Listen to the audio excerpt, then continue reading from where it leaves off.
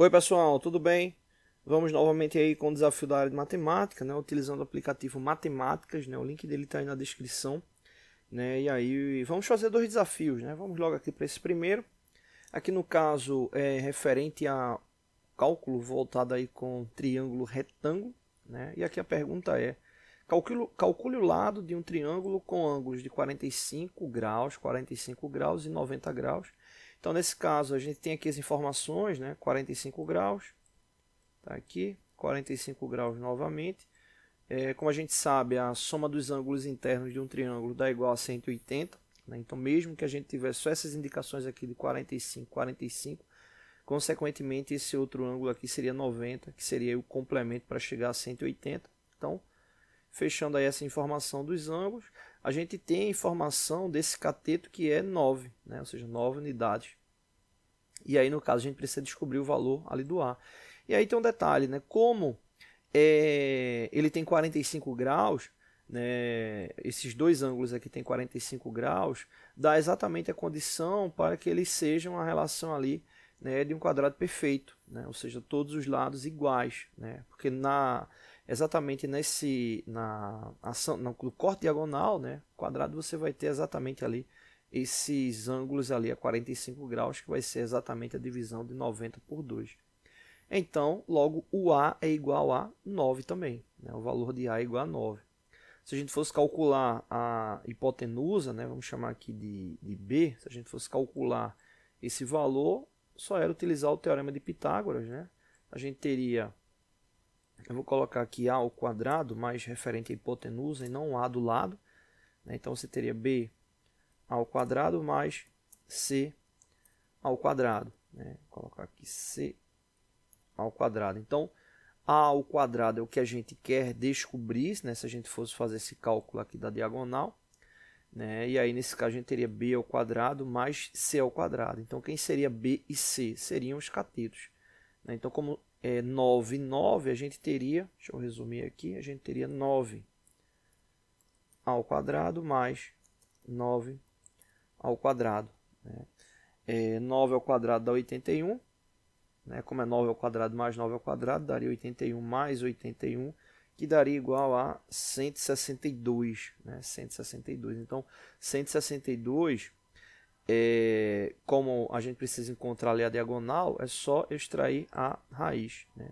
A raiz de 162 dá, deixa eu colocar aqui o valor aproximado, dá aproximadamente 12,72. Se você for fazer a simplificação, vai dar exatamente igual a 9 raiz de 2, né? 9 raiz de 2. Se fosse calcular a diagonal. Como a gente quer saber o valor de A é igual a 9. Então, vou colocar aqui A igual a 9, verificar.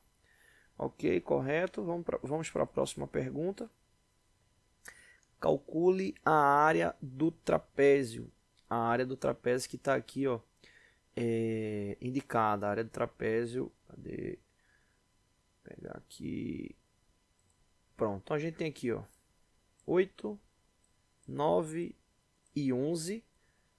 Agora, pela posição do 11 aqui, né, eu acredito que o 11 está levando em consideração esse comprimento aqui total, né? Então, o 8 aqui em cima e o 11 aqui embaixo. Pelo menos eu acho que é isso, né, que ele está indicando. Ó, a gente pode calcular a área do retângulo e somar com a área do triângulo, né? Eu acho que é o caminho mais curto, né? Como aqui em cima... com certeza, né? Eu olhando agora, não faz nem sentido. Com certeza aqui é 11, porque se fosse um elemento retangular, obviamente ia ser 8 aqui e 8 aqui embaixo, né? Então 11 é referente ali ao comprimento total. Então a gente teria esse retângulo aqui, né? Que a gente teria 8 de um lado, 8 do outro, 9 e 9, né? E aí nesse caso, para encontrar essa área retangular, é só multiplicar 9 por 8. Né? Então, 9 multiplicado por 8 vai dar igual a 72. Então, essa área aqui do retângulo é 72, né? 72 unidades ao quadrado. Né? Vamos colocar milímetro, né? 72 milímetros ao quadrado. E aí eu preciso agora só da área aqui desse outro retângulo. Né? No caso aqui eu posso considerar um retângulo e dividir por 2. Né? Então, como aqui é 11 e a gente já tem 8 ali passando, a gente vai ter 11 menos 8, que vai nos dar aqui 3. Então a gente vai ter 3 de lado e 9 do outro, né? Então é só pegar 9 e multiplicar por 3. 9 multiplicado por 3 vai dar igual a 27, né? Só que nesse caso vai ser 27 dividido por 2. 9 multiplicado por 3 daria, por exemplo, 27 milímetros quadrados. E aí nesse caso eu divido por 2 porque é essa ação aqui da diagonal, né? Então aí é só somar agora, né? Eu tenho 27 dividido por 2 que dá 13,5. 13,5 mais 72 vai dar igual a 85,5. Né? Então 85,5 seria aí a indicação da área aqui do trapézio. Está aqui embaixo. A área 85,5, vamos colocar aqui para verificar. Está aí também confirmado é o valor, tá bom? Então é isso. Não deixe de se inscrever no canal. Todos os dias vídeos novos. Valeu! Oi pessoal, tudo bem? Estamos de volta com nossos vídeos aqui da parte de mecanismos, né? Que no caso uma análise referente a diâmetro externo de engrenagem. Então vamos aí para o desafio, né? Qual o diâmetro externo das engrenagens indicadas abaixo? Então aqui a gente tem duas engrenagens, módulo 2, né? Obviamente se elas estão engrenadas no mesmo módulo, né? Então aí módulo 2. O número de dentes dessa engrenagem Z1, 26 dentes. Número de dentes da engrenagem Z2, 44. Né? E no caso a gente está querendo saber exatamente a referência ali para o diâmetro externo, né? Para o diâmetro externo. E aí nesse caso tem duas fórmulas bem comuns, né, para esse tipo de análise, né? Deixa eu colocar aqui em cima. Tem uma que é diâmetro externo vai ser igual a o diâmetro primitivo, né, dp, mais 2 vezes o módulo, né? Tem essa fórmula e tem uma outra também bem comum que vai ser o diâmetro externo vai ser igual ao módulo multiplicado, né, pelo número de dentes mais 2. Né? Então tem as duas fórmulas aí para que podem ser utilizadas. Né? No caso do diâmetro primitivo, a gente não tem ele diretamente aqui na informação, né? Você teria que multiplicar o número de dentes ali pelo módulo para encontrar o diâmetro primitivo. Bom, aqui no caso, como a gente tem na informação da engrenagem o módulo e o número de dentes, eu vou usar essa daqui. Vai ser essa referência aqui. Então vou colocar aqui, ó,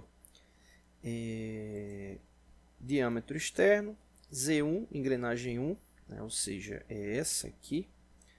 Então diâmetro externo Z1, vou pegar aqui, colocar o igual. Pronto. Diâmetro externo Z1 vai ser o módulo vai ser 2 multiplicado pelo número de dentes, que nesse caso é 26, multiplicado pelo produto da soma, né, do número de dentes mais 2, né, ou seja, 26 mais 2.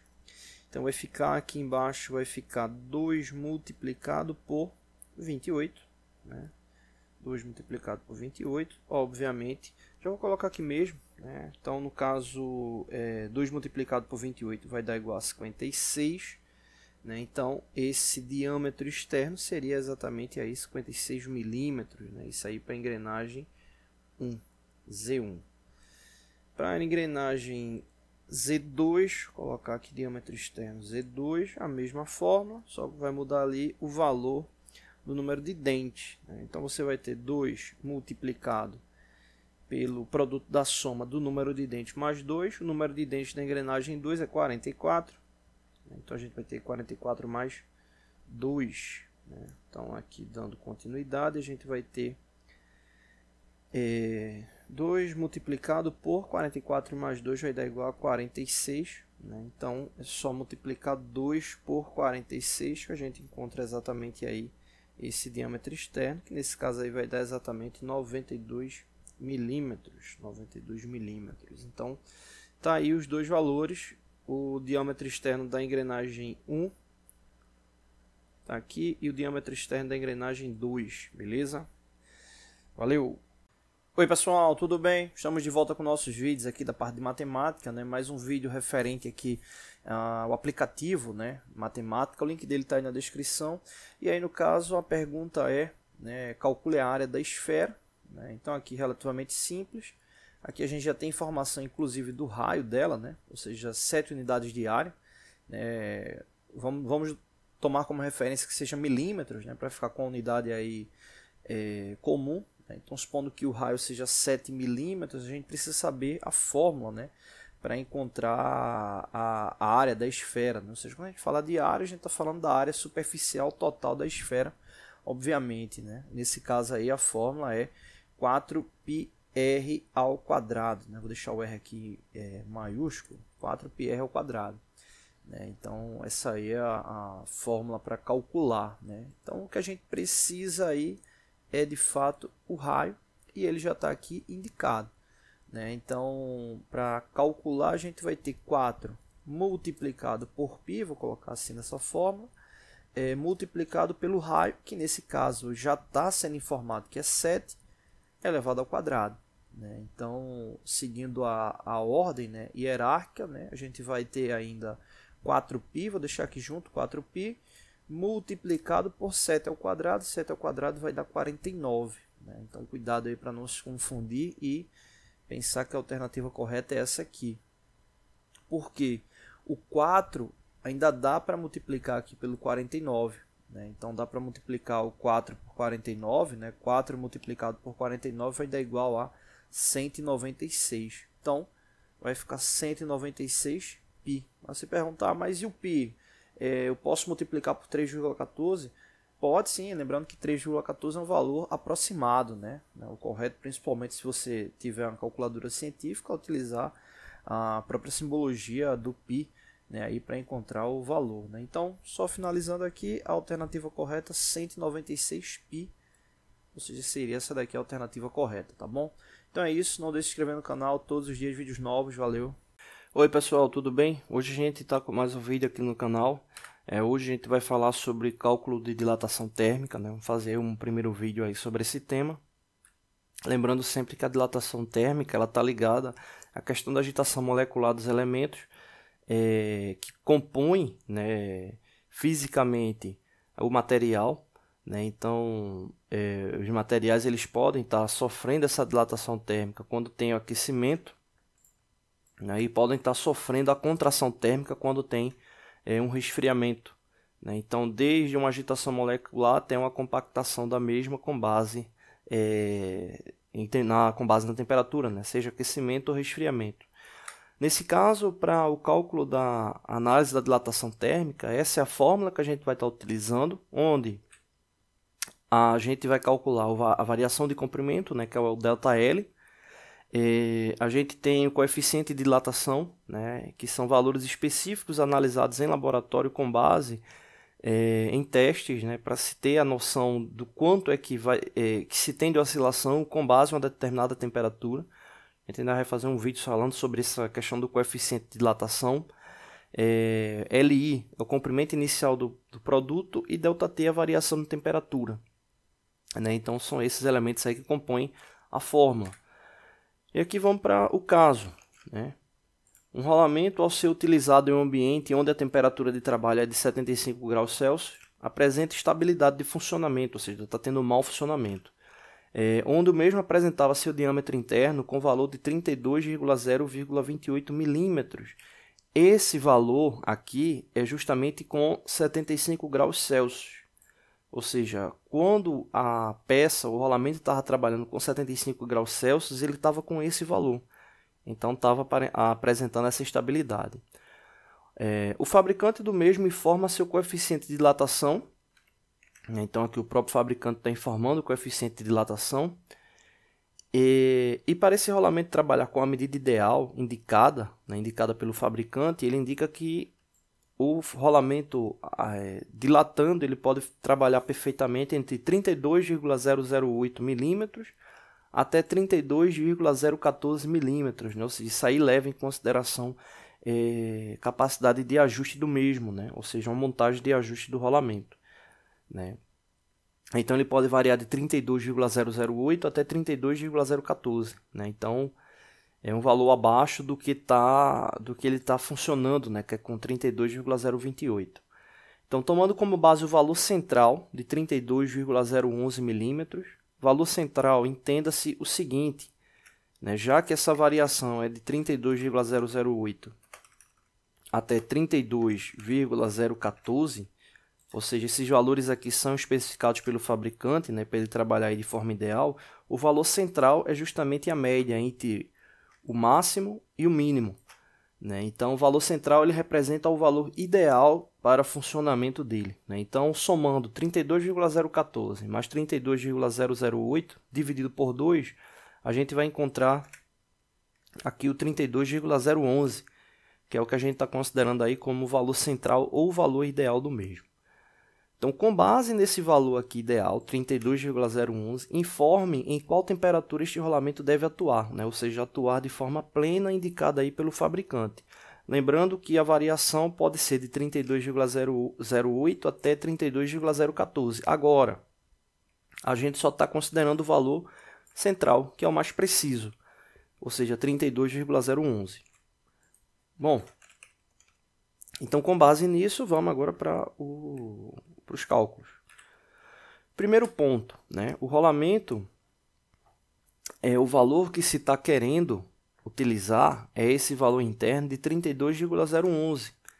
Né? Então, a gente vai considerar o seguinte, 32,011 como valor inicial do rolamento e o valor especificado de 32,028, que era o que ele estava trabalhando a 75 graus Celsius, como valor final.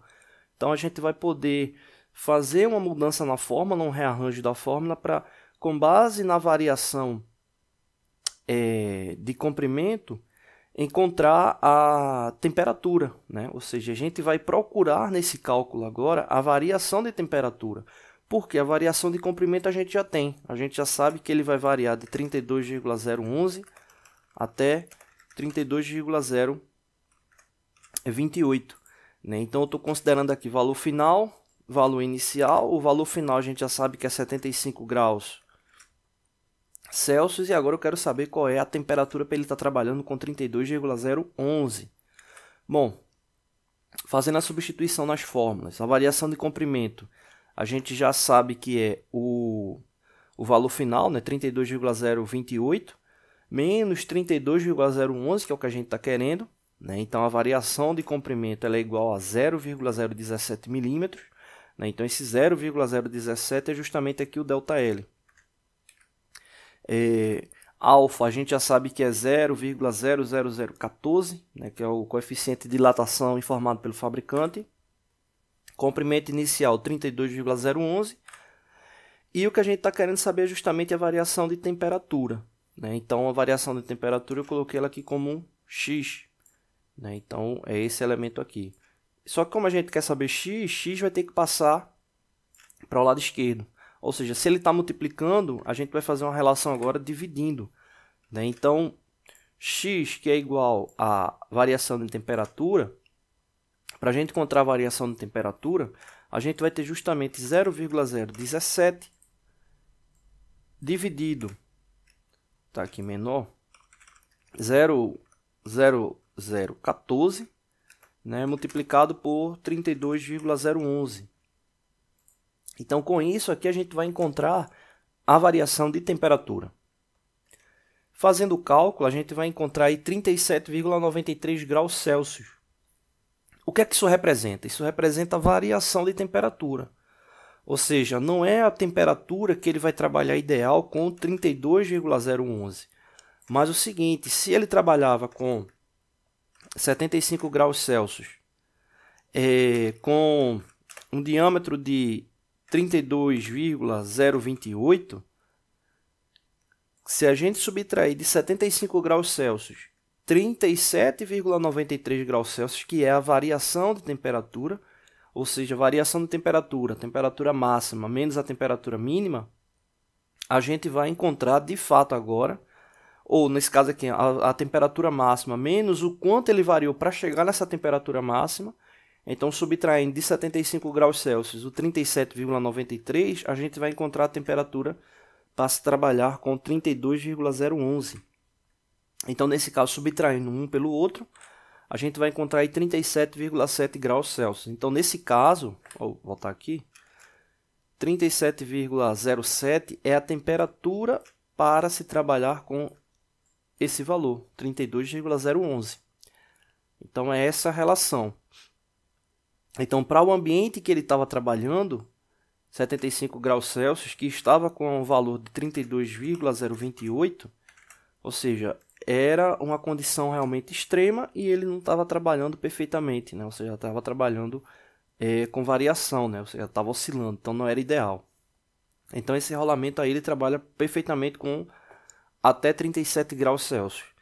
Ou melhor, levando em consideração aquela medida central de 32,011, né? Lembrando que ele pode ainda variar um pouco mais. Ou seja, se ele pode variar um pouco mais, significa que essa temperatura ela ainda pode subir, levando em consideração esse valor, né? Então, se eu quiser saber qual é o valor limite de temperatura, de vez de eu considerar 32,011, eu vou considerar o valor final que ele pode oscilar, tá bom?